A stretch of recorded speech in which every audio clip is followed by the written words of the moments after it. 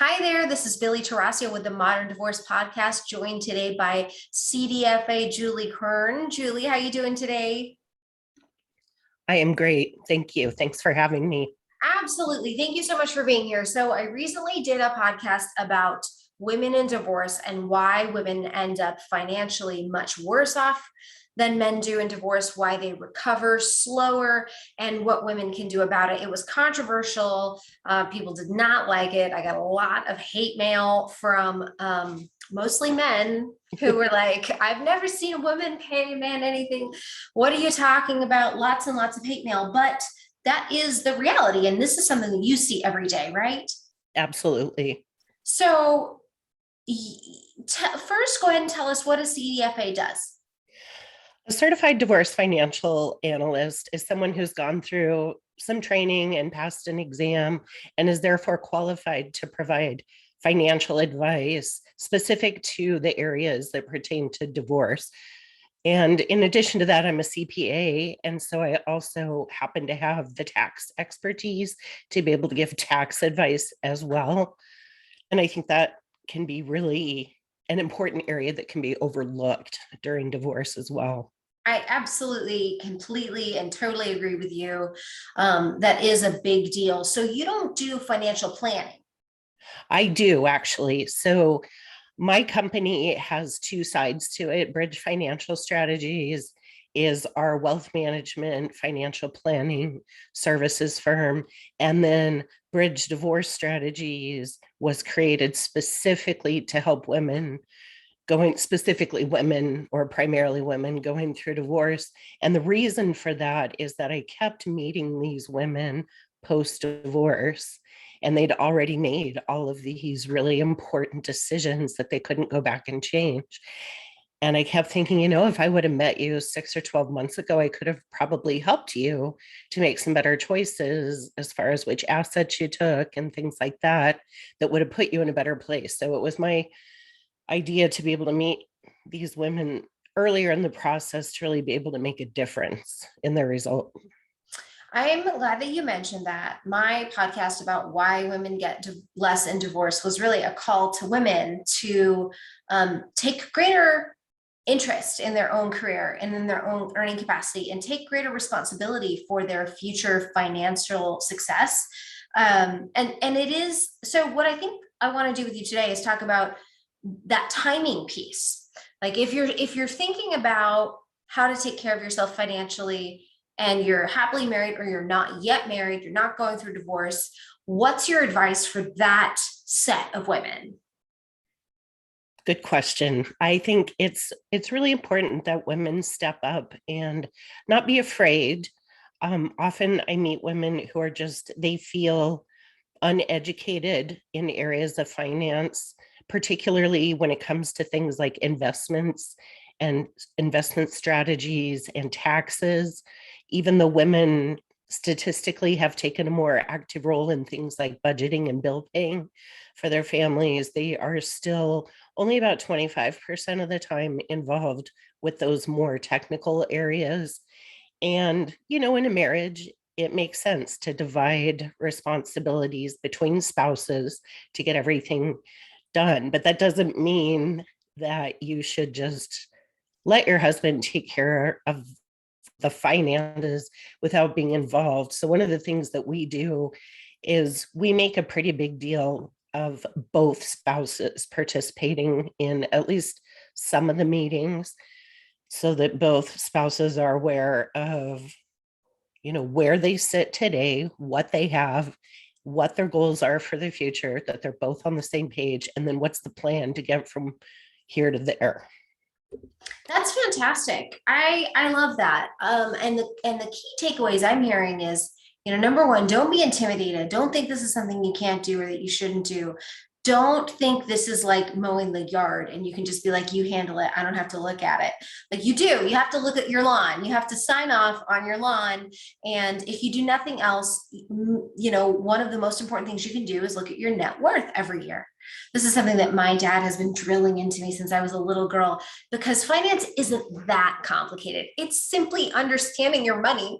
So, how much do I have in assets? How much do I have in debts? And what is my net worth? And if you just track that number every quarter or every year, you're going to feel more empowered and you're going to know what you have. So I love that. Like, if you're participating in meetings, at the bare minimum, you should know what you have. Is that right? That's totally right. Okay. And so then that is for our women who are happily married or not yet married. These are just, where do I start if I'm not sure and if money intimidates me? And that's where you start, right? Net worth and savings. Yes.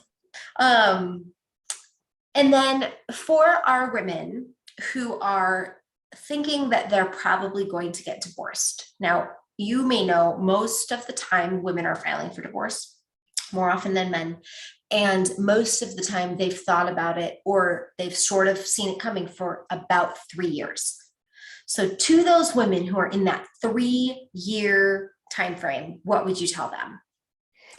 I would tell them that, again, you want to start with finding out what you have, data gathering, find out what investment accounts you have and where they are. And if you don't know who the financial advisor even is, find it out. Or if your husband has been making the investment decisions on his own, find that out. And then, start gathering a list at the very least of what are your assets and what are your debts. And so therefore, what is your net worth? Because that's, take that number and divide by 2, and that's roughly what you'll have to work with post divorce. And then of course there may be child support and or spousal maintenance to supplement income. But as far as the assets and debts that you may walk away with, it's really important to know what they are. And looking at tax returns is not something that most people find enjoyable, but it's a really good place to help you see where the income is coming from.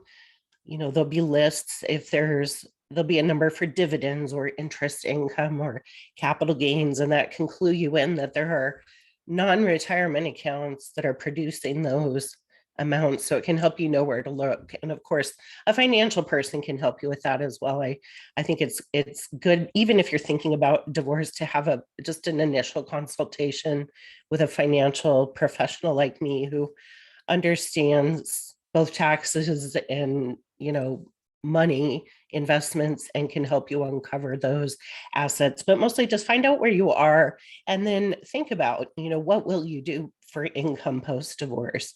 If you've been a stay-at-home mom, will you go to school? Is there a job you can just start, or will you not work? And if you choose not to work, would your assets that you'd likely end up with be enough to support that? And then I think where you live is the other thing to really think about ahead of time. With women, what we often see is they want to keep the house, particularly if there are still children living at home, because they don't want to disrupt their lives any more than necessary. But in most cases, if they're not the primary wage earner, it doesn't make sense for them to try to upkeep the marital home, because even if there's no mortgage, the costs of upkeep on that residence are probably too much for them. And if they take the equity in the home in lieu of, let's say, retirement assets, that could put them in a bad position down the road.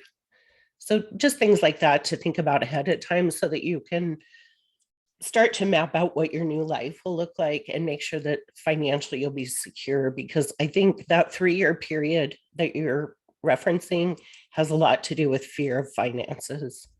Yeah. Okay, so you just said so many things there. You talked about, I think I could be wrong, but is this called the stool of personal finance, the 3 legs, the stool of personal finance, which I think is income, assets, and debt. Is that right? Yes. Okay. So you talked about all these things. You have to figure out your income, the income of the household, and then your personal income, the assets. And if you're not sure what the assets are, looking at the tax returns can be a real clue into assets you might not be aware of. And then debts, which can be anything from credit card debt to mortgages to personal loans. Maybe grab a credit report on you and your spouse to figure out those debts. And so figure out, step one, figure out where you're at. And then the step two is figure out a plan for the future and understand that your life post-divorce will not look like your life pre-divorce. If you are a stay-at-home mom, you're probably not going to be a stay-at-home mom because number one, you probably will not be able to afford to do it. Most of the time, you can't afford to do it. And number two, Arizona is a state that is going to presume equal parenting time to two good parents, no matter how you ran your household while you were married. So you talked about, figuring out what are my income producing assets. That is probably the only time that a woman or a man can plan not to work after divorce. This basically means you have enough money and enough income producing assets to retire. So think about it that way. Like if you are not ready to retire, then you're probably going to have to get a job. And the sooner you can start figuring out how to maximize the income leg of your personal financial stool, the better you'll be when you go to talk to Julie and you're getting a divorce. Yep, absolutely. You nailed it. Well, and a lot of people really fear, they fear, will getting a job hurt my spousal maintenance claim? That is an understandable position, and it probably worked in the 80s and maybe in the 90s. But today, that doesn't help you at all. I mean, it might help you for 3 months or 6 months, but it is not a long-term plan. Spousal maintenance is not a good long-term plan. It will either supplement what you need or it will get you to where you are barely making ends meet, but it will not be the cash cow usually that you think it would be. So how do you help women look at this situation and figure out, they're done with their 3-year period, right? They filed for divorce, they've come to you, now what? So the first step that I want to do is wrap my arms around their financial situation. And we use some special software to put all of the information in, and then we can map out different possible settlements. And we most often will try to equalize assets that have the same tax treatment. So Roth IRAs get taxed, well, they don't get taxed.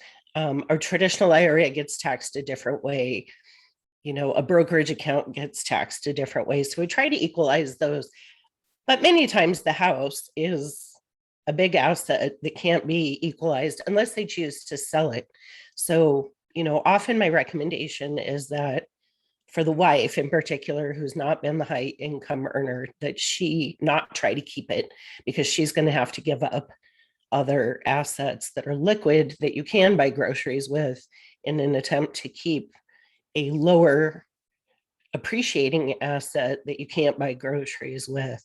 So, just by actually being able to show that, illustrate that, and, say, okay, if this happens, and we assume that you work at this job or you go back to school for a couple of years, maybe you get spousal maintenance for 2 years or something like that, and you go back and brush up on your skills. Here's what your future is likely to look like. And here's what you can really afford in different areas like housing and, food. And we don't want someone's budget to be 60% allocated to housing, right? Right. So it can help to just be able to show them in a visual way, their options. And then if we did it this way instead, if you're willing to, let's say, let go of the house and understand that kids are resilient and they adjust way better than we think they will.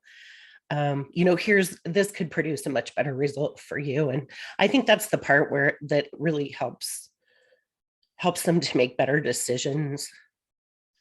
I think everything you're saying is so important. I was talking to a mom yesterday, stay-at-home mom. There's a lot of equity in the house because right now there's a lot of equity in everybody's house.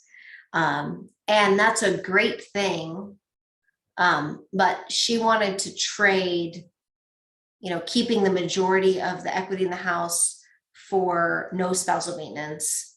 And, I asked her, well, how are you going to qualify to refinance the house to buy out any of the equity? And then what income will you have to pay your mortgage? And so one of the reasons that women recover so much, slower after divorce is how are you setting yourself up financially moving forward? Can you afford to pay your bills? Can you afford to save money post-divorce? So anything you can do, and this is for men and women, anything you can do to decrease your expenses while you're going through divorce and shortly thereafter, while you rebuild your career and you invest in your new life, anything you can do to reduce your expenses is going to be in your best interest long term. Now you probably see that play out much more than I do because you're looking at people's portfolios. So what is the difference between somebody who reduces their expenses versus somebody who doesn't in terms of long-term portfolios? That's probably the single biggest factor.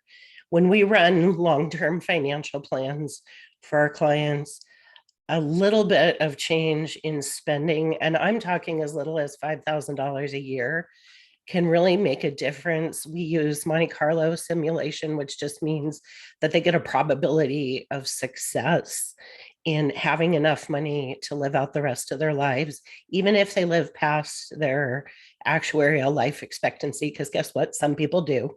And it'd be nice to have money if you're that person. So we like to make sure our clients have enough money to live to be 100 years old in the event that they do. Yeah. And when you see that cutting back by just a few $100s a month now can add to your probability of success significantly on the other end. Because even if you're 50 years old, let's say getting a divorce, that's 50 years of spending a little bit less each month. And it really makes a difference. So yeah, that's huge. Yeah. And I want to talk about the kid thing for a minute because I talk pretty openly on the podcast about my personal experience. I've got 4 kids. When I got divorced, I moved out and I moved into a house that was close to my kids' school because I was going to, have a hard time with transportation now going from 2 drivers and 2 parents to 1 driver. So it was very important for me to get logistically close, but it was probably the same size as my starter home that I was in when I was 22. And it was hard, just to be perfectly honest. I was in this house for 18 months. I was a lawyer. I owned a practice. And I was in this little starter home without a pool with my 4 kids half the time. But did it hurt my kids? It didn't. It didn't. And did it help me recover from the divorce? Yes. Without a doubt. 3 years later after the divorce, it's oh my gosh, there was a very quick recovery because I was very conservative in the beginning. And kids do adjust if they have your time and if they have you as a mentally, if you are okay, if you can do anything to reduce your stress, which includes reducing your financial stress, reducing your emotional stress, that is so much more important than do I live in a 3,500 square foot house with a big pool? Exactly. And the point that you didn't state is that your kids learn from that. And they learn that when you live below your means, you can grow your wealth over time. But if you spend above your means, the opposite happens. So it's a great way to train your kids about finances as well. It's true. And unfortunately, kids often see 2 parents do 2 very different things. And unfortunately, they often see their mamas live above their means and their dads don't. And then there's this dynamic you get so often where moms are resentful of dads for not continuing to take care of them. And guys, there is another way. There is another way than to just be mad at your ex-husband for not continuing to take care of you forever. Right. And I think some of that is just part of the grief process. which some people cycle through more quickly than others. And some people get stuck in certain stages of grief, and anger, of course, is one of those. So, to your point of reducing your stress, also having a mental health professional or someone that you can talk to Yeah. help you move past that is way more important to your kids' well-being than what house they live in. You're exactly right. And so much of what we're talking about is expectations and mindset. Like, who are you depending on to take care of you? Is it, whatever happened in your 15 or 20 or 30-year marriage? Are you depending on that and that person and that life to take care of you for the rest of your life? Or are you mindset wise understanding this is a full transition? Like, that life is done. I have a new chapter. How do I make the best decisions for myself in my new chapter? And think about how freeing that is, ladies, to no longer be bitter and resentful and dependent, and instead write your own journey. Yes, absolutely. So how do you work with divorce attorneys, and how do you help women make this transition? Sure. So I either meet women directly. Most often, I think that comes just from an internet search. As you, I'm sure, know, when people are considering divorce, they often go to the internet because they don't want everyone in their social circle to know Yeah, yet. yeah. And so I do meet a lot of women directly. I also am brought in by attorneys quite often. Mhm. And so, depending on the situation, I may be brought in early in the case, or sometimes not until there's a situation that they need help resolving, like what's the value of this pension, or how do we equalize this settlement when there's a business involved, or something like that. But I can do my best work if I'm brought in early and can help with the decisions along the way. So I fee wise work off of a retainer similar to what I'm sure you do. And then, but one of the great pieces is that, from my perspective, one of the great pieces about the way that I work is that I always can deliver a monetary value to my clients above what they pay me. Like, it's just really easy to measure in Mhm. that scenario, because if you ended up with, more spousal maintenance or a better settlement, it's really easy to see the dollar value in that. Mhm. So it's, while it's an extra expense on the front end, I have yet to have a case where I didn't deliver more than that in terms of helping them negotiate for better settlement. And Mhm. I think my favorite scenario is mediation. Mhm. Um, and fortunately, that's really common. Yeah. So that's great. I think it's a much better way to settle your divorce.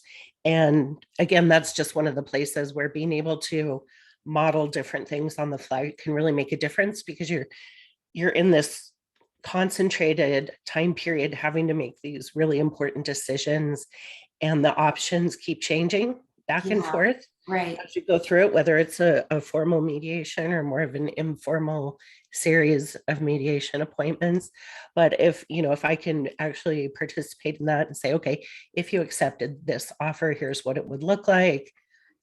I think it really helps people make better decisions and feel better about the decisions they can make.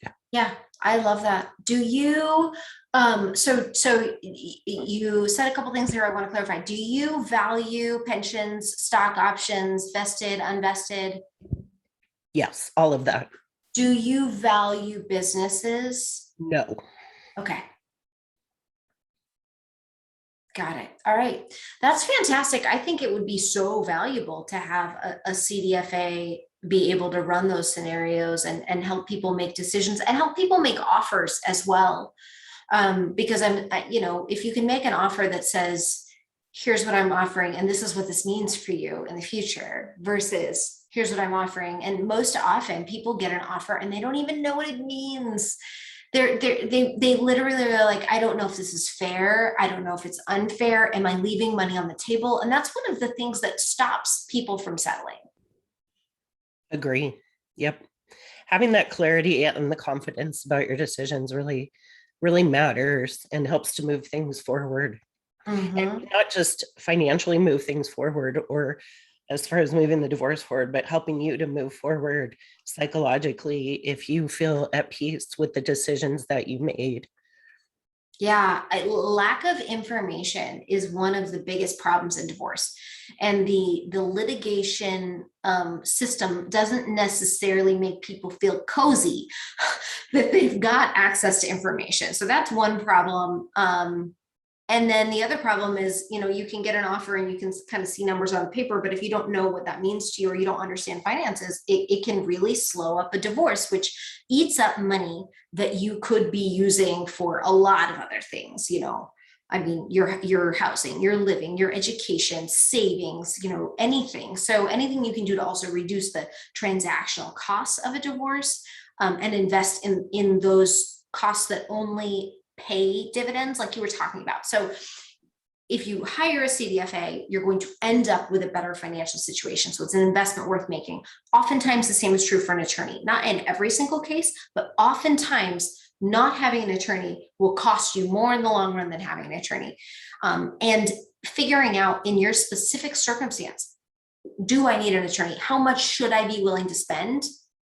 And at what point would the cost of litigation outweigh any benefits is also a tough analysis. Is it one that you can help people with?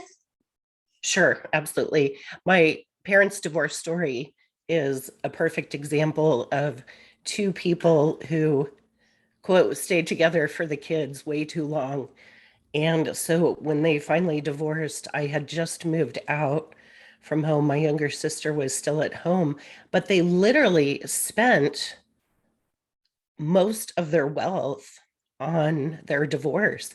And I saw court transcripts that where they were arguing over things like the lawnmower and the barbecue grill, spending more money than it would have probably cost to replace either of those items. They in fact had a visitation arrangement with the lawnmower where my mom would keep it at the house, but my dad could come and borrow it. That was where they landed. Wow. So anyway, when my mom passed away years later and the house was sold, there was actually a lien on it from her attorney that had to be paid. So Wow. so yeah, you can waste a lot of money and emotion can drive some of that if you have resentment or bitterness toward your spouse.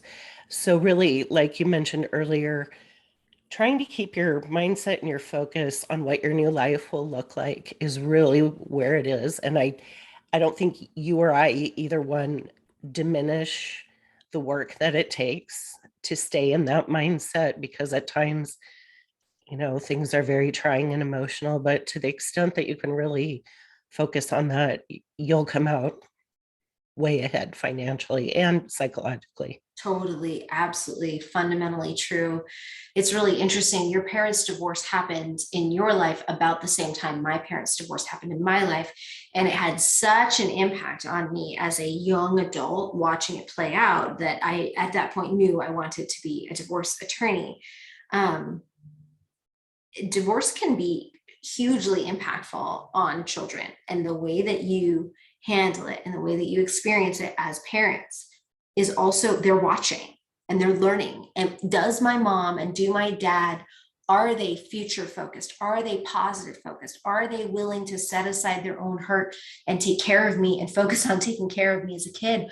Or are they so, wrapped up in grief, which is so real, but like you like confront it, confront it, deal with it, move on, because it will chain you down. So true.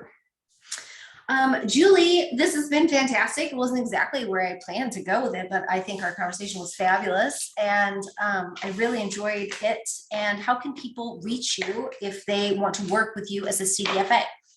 Sure. A great place to start is just to visit our website, which is bridgedivorcestrategies.com. And there is a contact form there. So you can type in as much or as little information as you're comfortable with at the outset. I always do a free initial consultation just to hear about your situation and to hear, how I might help. It's not it's not important to have a financial expert on every case. So Mhm. I'll be able to tell you if that's the case for you. So yeah, just reach out via the website. You can also call our office, and the numbers on the website as well. So that's a great place to start. Awesome. Ladies, gentlemen, do it. Do it early. Do it before you get divorced. Do it if you're in a divorce. Do it if it's after divorce. Like you cannot really focus too much on your own personal finances. You really can't. That's just my 2 cents, based on my father's pounding it into my head. Yep. Good to meet you, Julie, and we'll talk again soon. Thank you so much. Bye. Bye-bye.